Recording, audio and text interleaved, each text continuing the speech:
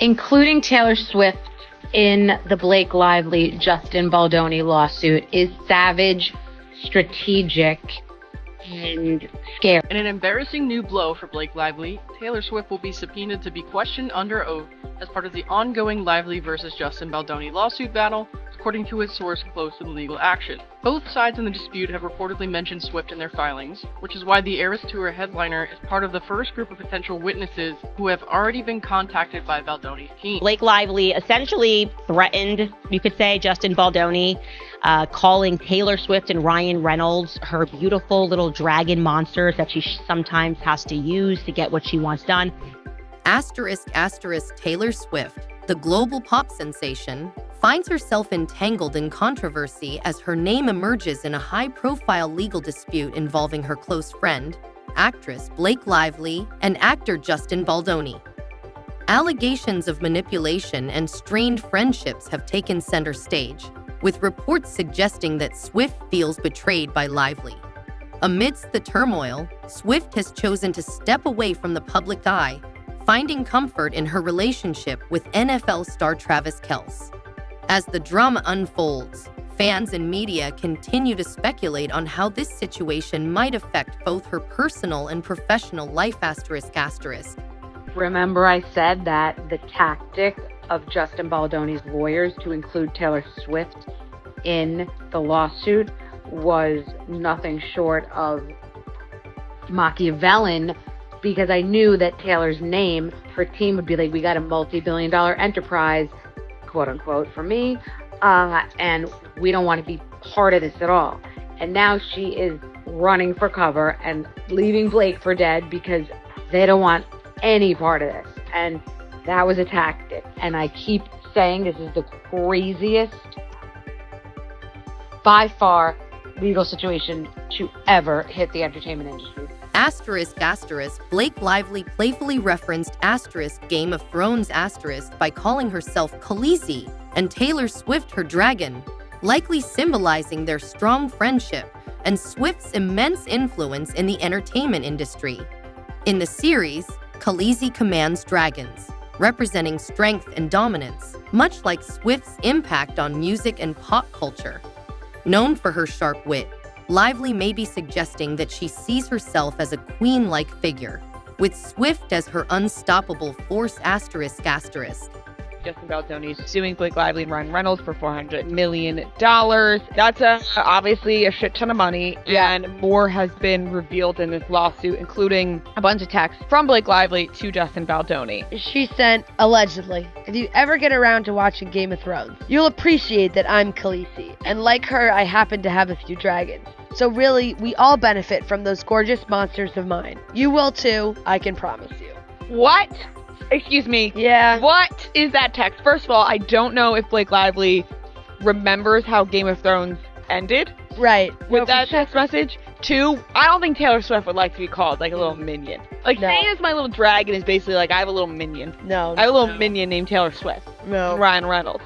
My little monster. You can't be calling yourself Khaleesi. No, you can't. You like, just can't. Calling yourself Khaleesi. No. These are my little monsters. No. What? No. Like, when I first saw those messages from Blake Lively, I was like, are these photoshopped? Like, I was like, what? Yeah. Well, I am pleased to report that we have got live footage of one of her dragons. Check this out.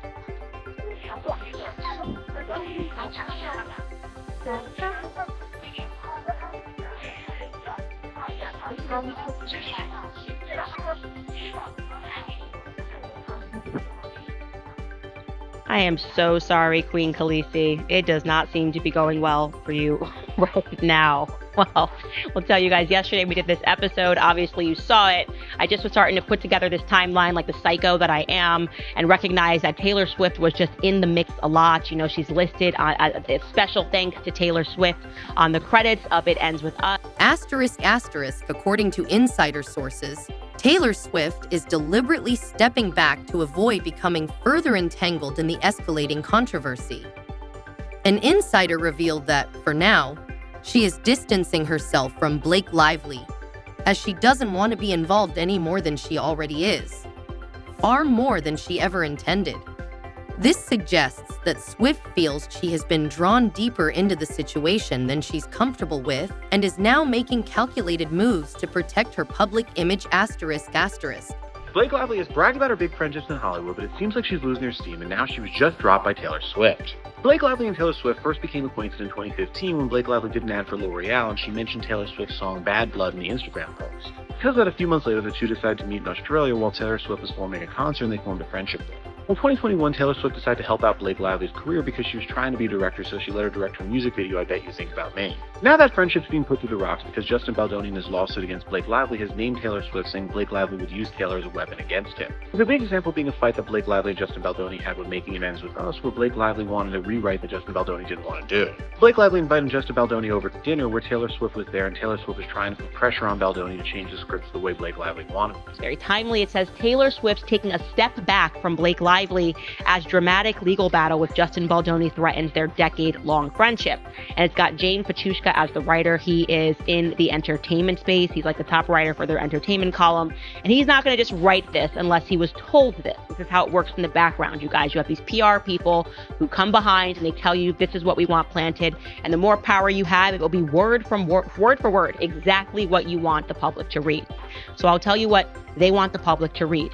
It says Taylor Swift is taking a step back from her friendship with Blake Lively after feeling like she was used as an intimidation tactic by the actress in a lawsuit that she never wanted to be embroiled in. And you'll disagree with me because I know Taylor Swift better than you do. Taylor, just think back on 2023, the world seemingly was against her relationship with Matty Healy. Did that stop her? No. She rode that until he dumped her. She's a ride or die until the trust is broken. They're all children, including you. I am a very responsible adult child, okay? ***, another source echoed this sentiment, stating that Taylor Swift has politely distanced herself from the situation. She is highly conscious of her image and dislikes being dragged into the controversy. For someone as meticulously managed as Swift, whose brand thrives on authenticity and relatability, being unwillingly pulled into a bitter legal feud is understandably distressing ***.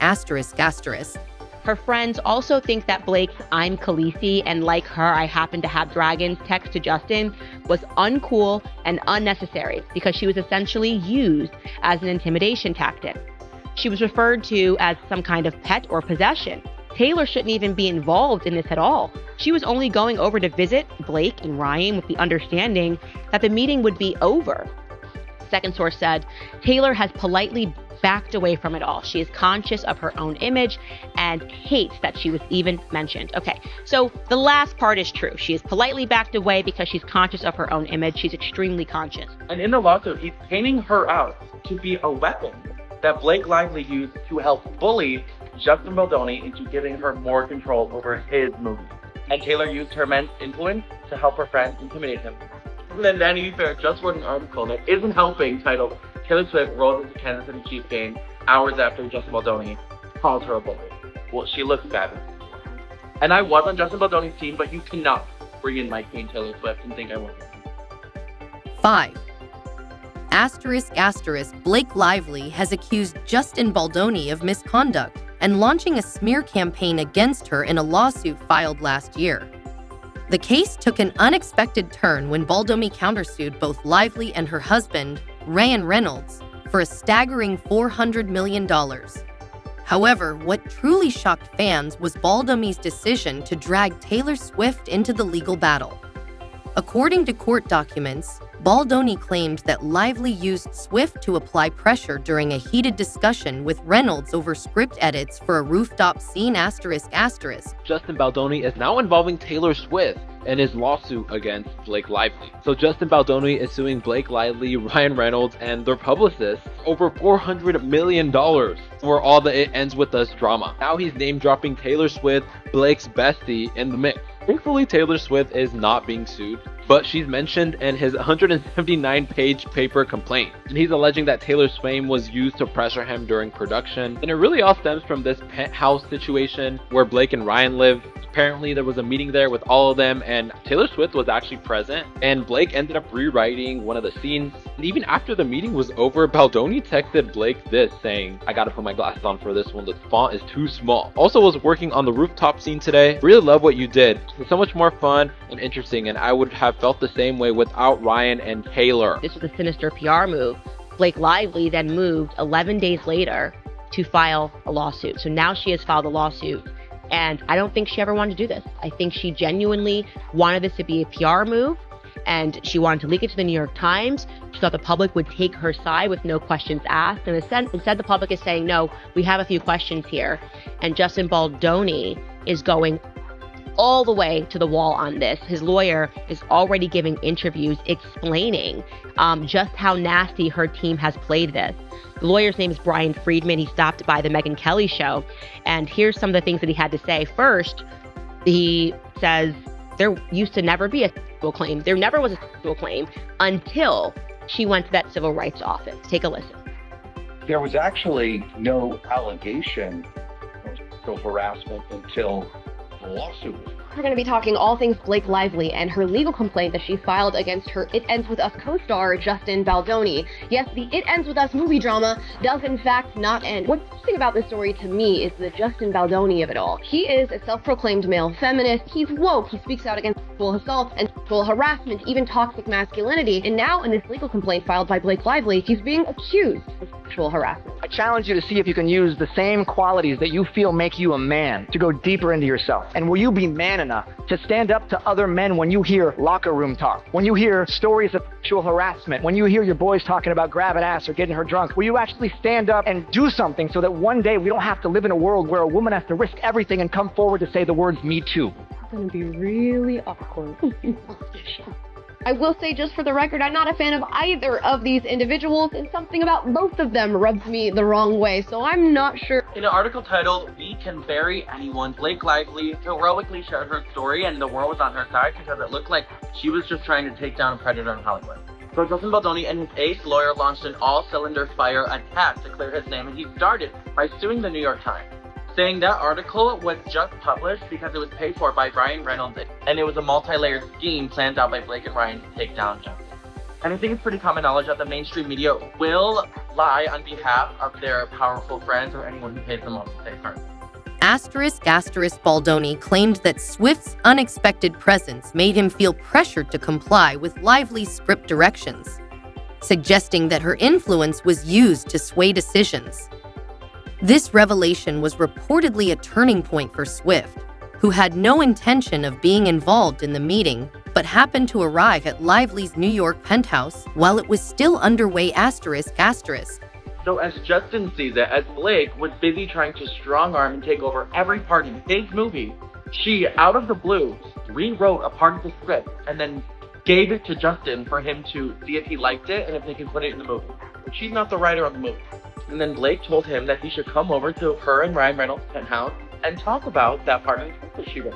But when he arrived, to his surprise, her best friend Taylor Swift was there, imploring him to use Blake's script, saying it is the single best thing she's ever read in her life.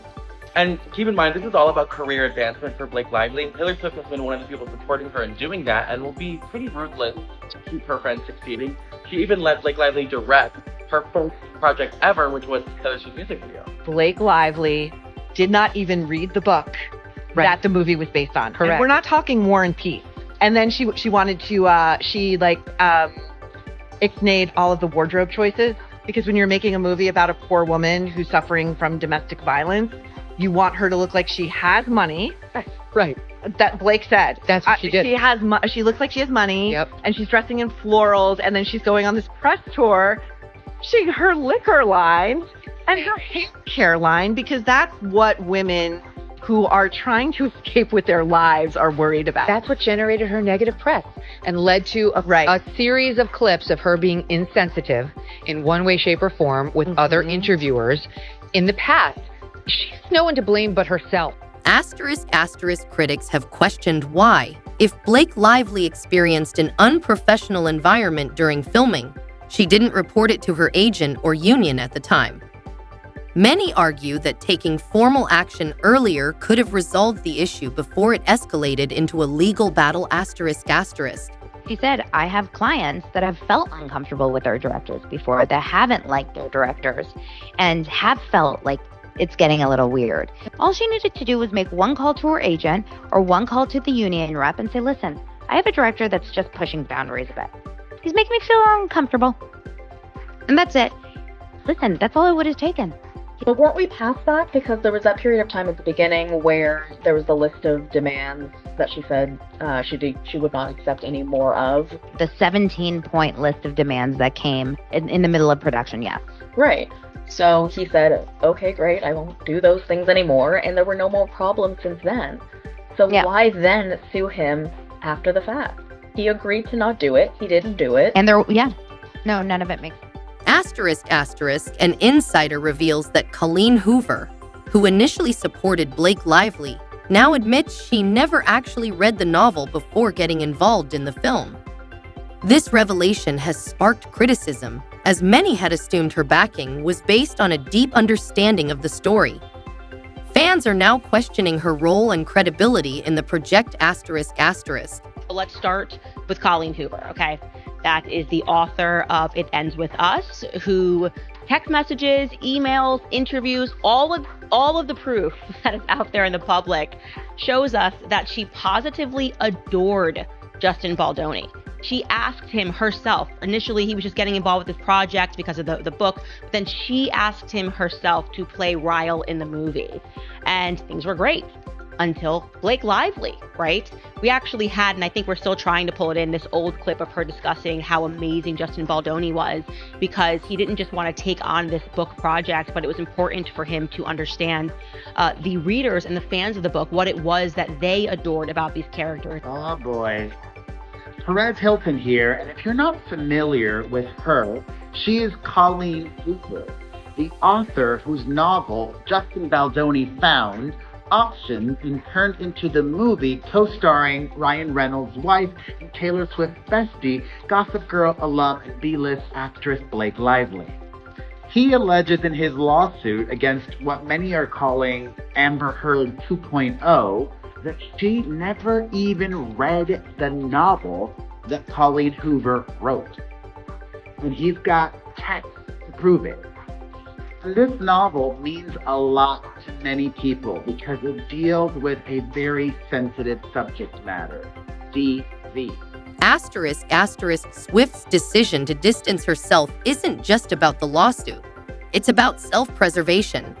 She has always been strategic in managing both her personal and professional relationships. While she values loyalty, she is equally committed to protecting her career from unnecessary risks. As one insider put it, Taylor has tried to help tone Blake down in the past, but she now knows it's never going to happen. This realization appears to have been the final straw, prompting Swift to politely but firmly step back ****. Blake Lively mentioned Taylor Swift to Justin Baldoni with an awful Game of Thrones reference, intimidating him, and that might have upset Taylor Swift. The Daily Mail says that the uncool and unnecessary description, her as a dragon, was reportedly the final straw for Swift, who had never planned to be at the meeting, but arrived at Lively's New York penthouse to find it was still going on. Now you see text messages in this lawsuit from Blake Lively comparing herself to the heroine of Game of Thrones, the fiercest female character we've seen in years, Khaleesi.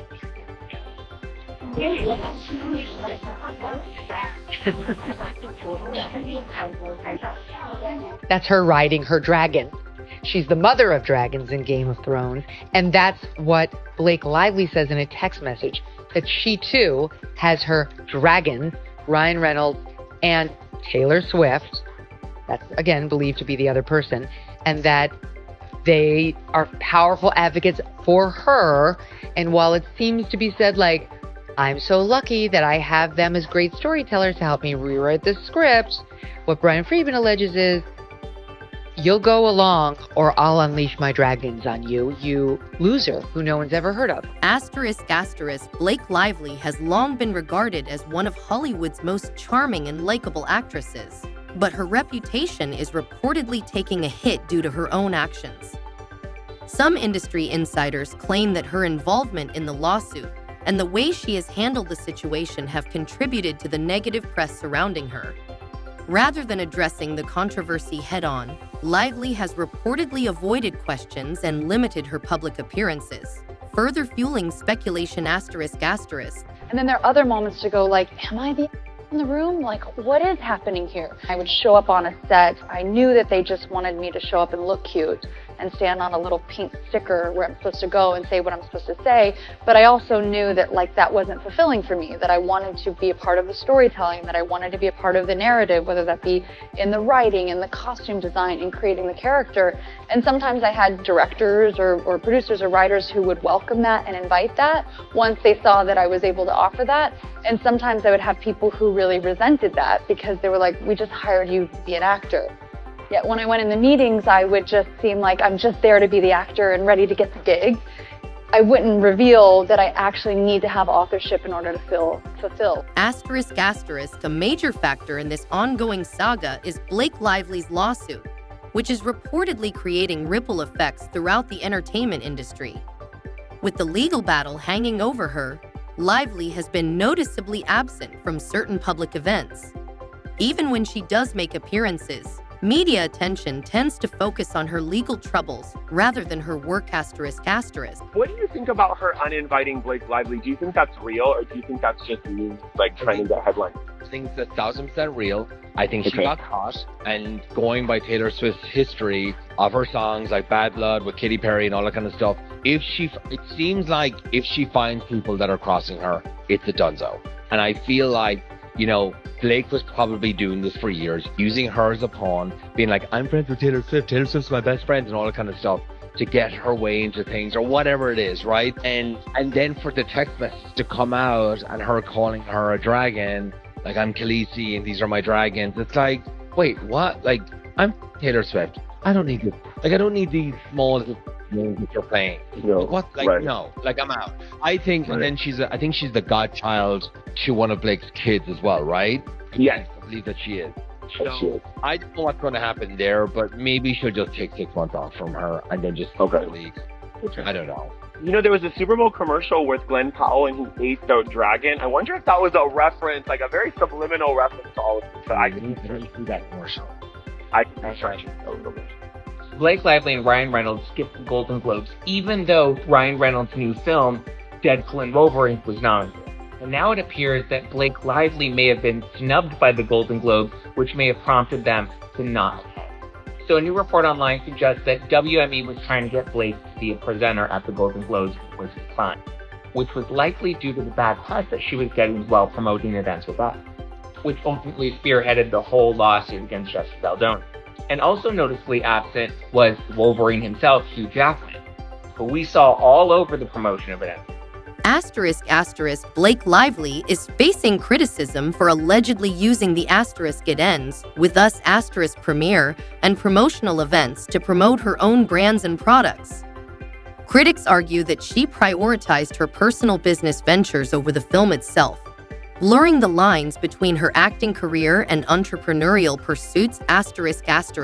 In a lot of these clips and like evidence of Blake being cringe and being rude, Blake did those things. And Blake did use the film as a moment to launch a hair care business. Right. And promoting her alcohol brand, Betty Buzz, it's just not a good look when you're promoting also a film about domestic violence. Well, I think too, it was just a lot of like all about Blake, all about how this is how I styled it. This is my hair care line, my Betty Buzz, whatever. It was just a lot about her and how this was her vision. And I think people felt like it didn't land for people. Asterisk, what are your thoughts on Taylor Swift stepping back amid the legal drama?